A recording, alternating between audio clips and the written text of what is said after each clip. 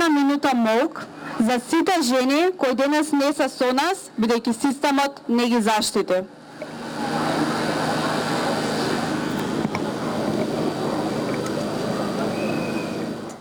Македонија го одбележува 8 март во синката на последниот трагичен настан кој се случи пред само неколку дена во кој Ивана и незината ќерка Катја трагично го завршија својот живот по години поминати во семејно насилство. Овогодишниот 8-мартовски марш започна со едноминутен молк и за сите други жени кои не дочекаа правда, сите оние кои требаше да бидат спасени и за сите кои не можат или не им е дозволено да излезат на марш.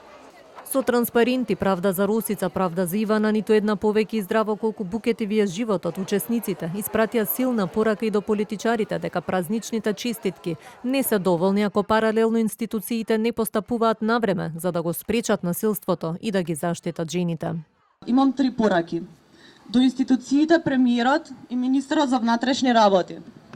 Како не ви е срам да се појавите на говорница после рекорден број на убиства на жени на кои им предходело пријавувано насилство по кое не се постапувало соодветно и да ни порачате да пријавуваме и да не ги повлекуваме пријавите. Институционалното потврлање и одбегнувањето одговорност жената го плаќа со своето здравје, живот и достоинствено постоење. Надлежните институции и политичките партии со години бираат да не ги слушаат нашите крици, барање за превенција, заштита и одговорност.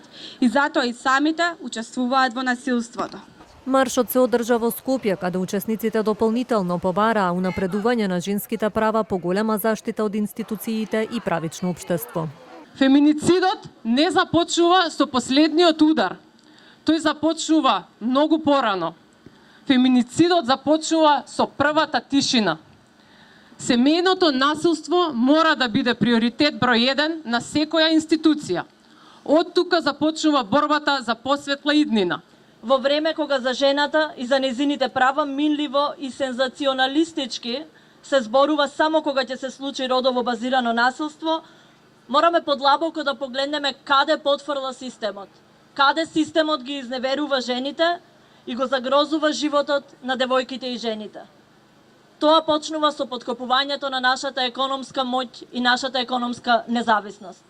Символиката на 8 март годинава ја засени суровата реалност во земјава, во која само од почетокот на годинава се регистрирани 4 изгубени животи како последица на родово базирано и семејно насилство.